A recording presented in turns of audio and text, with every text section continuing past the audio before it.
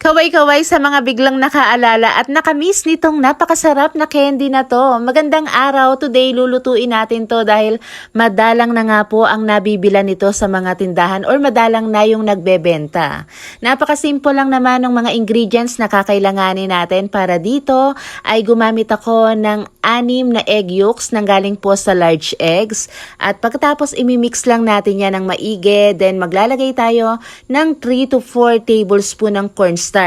So basically, hindi po ito nilalagyan ng cornstarch. Pero since ito nga po ay gagawin nating pangbenta, kaya maglalagay tayo ng cornstarch. Ilagay na rin natin itong ating 2 lata ng condensed milk. Cheap brand nga lang ng gatas yung ginamit ko dahil ito nga po ay gagawin nating pangbenta. Naglagay rin ako ng konting lemon zest or calamansi.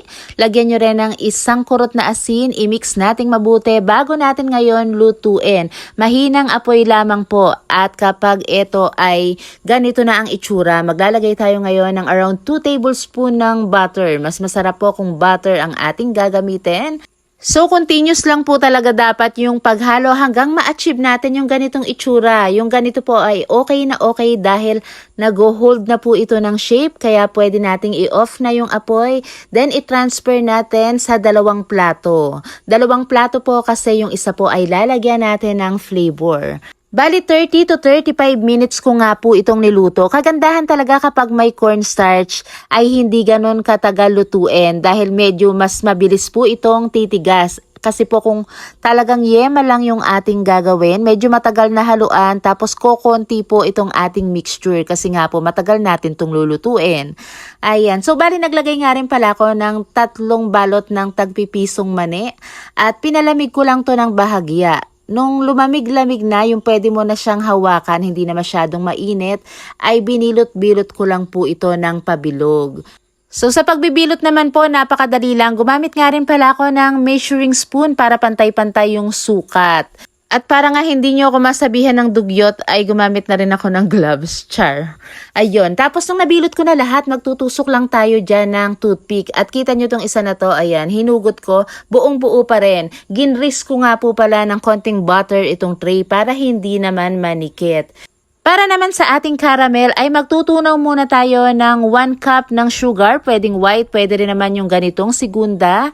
Mahinang apoy lang po para maganda yung pagkakatunaw nitong ating asukal. Pag okay na, i-coat lang natin itong ating mga candy. Naka-on pa rin po yung apoy ha, pero mahina lang. Tas mabilis lang nating i-coat. I-coat natin hanggang dun sa pinakapuno para hindi po malaglag itong ating toothpick. At kapag binalik po natin to sa ating mga tray ay paghiwa-hiwalayin po natin para hindi magkadikit-dikit yung ating caramel.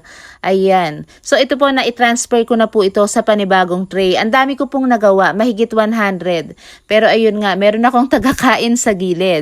At para mas maganda lalo ay babalutin natin to dito sa makulay na wrapper. Pwede kayong gumamit ng iba't ibang kulay nito. Parang nung araw lang po talaga, diba pag binili natin to, ganito talaga yung itsura. Ngayon, pwede mo nang gawin sa bahay dahil napakadali lang naman pala. Papalamigin po muna natin to bago natin balutin sa wrapper. Sabi ko sa inyo, ang dami kong nagawa. Pero meron nga po akong tagakain dito sa gilid. Sarap na sarap talaga siya. At para mas lalong presentable, alam nyo, pwede po natin tong ilagay sa mga container na gusto nyo.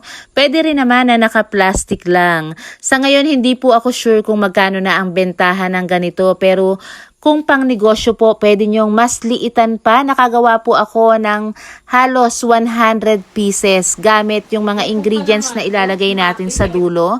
Kaya itry mo na dahil tutubo ka dito kapag sinubukan mo.